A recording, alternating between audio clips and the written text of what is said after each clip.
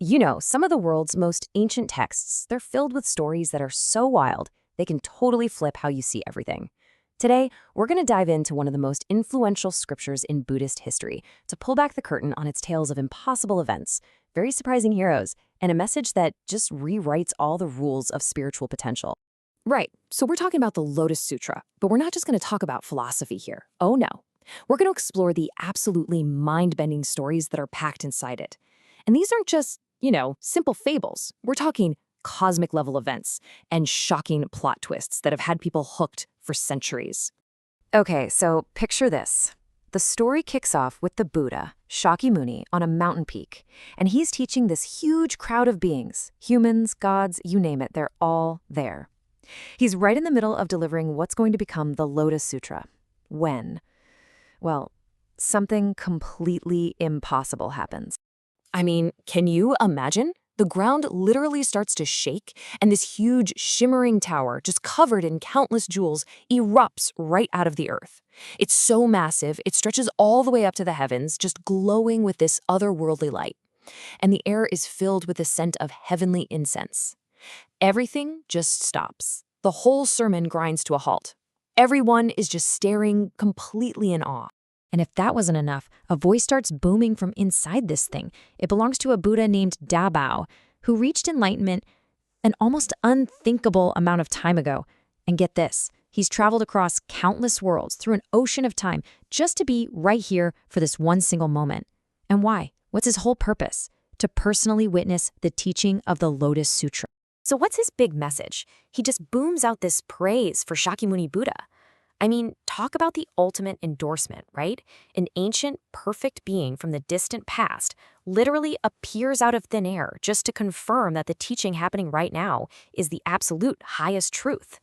So right from the get-go, this event basically screams, pay attention. What you're about to hear is the most important thing ever. So, just to really drive home how big a deal this teaching is, the Buddha then tells a story from one of his own past lives. It's a story about what he himself was willing to do just to hear these very words. So he tells them, look, a long, long time ago, I was a king.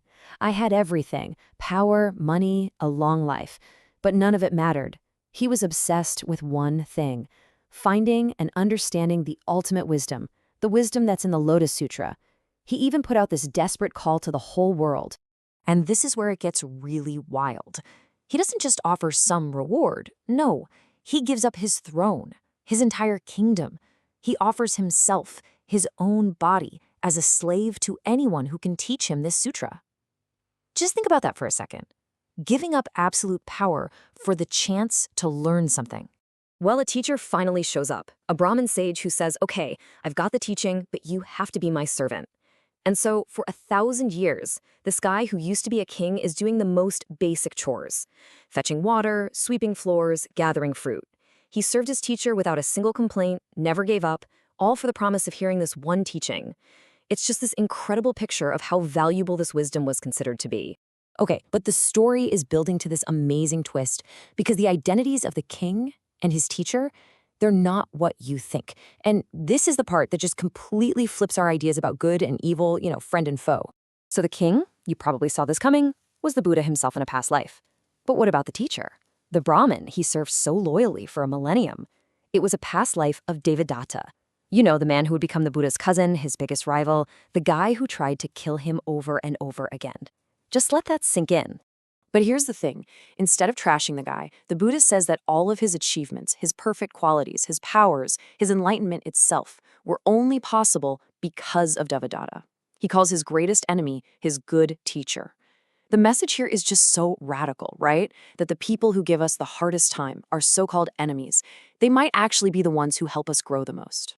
And if you thought that was wild, it gets even crazier. The Buddha then makes a prophecy. Way off in the future, Devadatta, the villain of the piece, will also achieve full and perfect enlightenment. He'll become a Buddha called Heavenly King. What this is saying is that nobody is lost forever. No one is doomed. Everyone, no matter what they've done, has the potential for Buddhahood. So look, if the Buddha's number one enemy has this kind of potential, what does that say about everyone else? Well, that brings us to our last story, and it might just be the most revolutionary one in the whole text.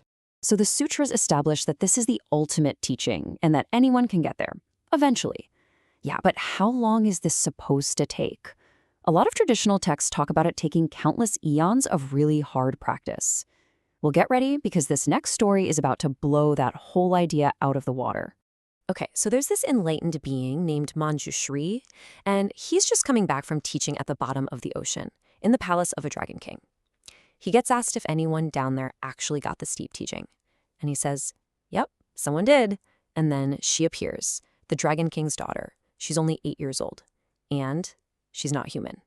I mean, this is like a triple whammy in India. She's a kid, she's a girl, and she's not even a human being. So naturally, the big shot disciples are pretty skeptical. One of them, Shariputra, is basically like, no way, it's impossible for her to become enlightened, especially not this fast. So in response, the dragon girl holds up this jewel, a jewel worth more than an entire world, and offers it to the Buddha with total sincerity, and he accepts it just like that. So she turns to all the doubters and asks, was my offering fast? And they say, yeah. Was the Buddha's acceptance fast? Yeah, they say. Then watch, she says. My becoming a Buddha will be even faster.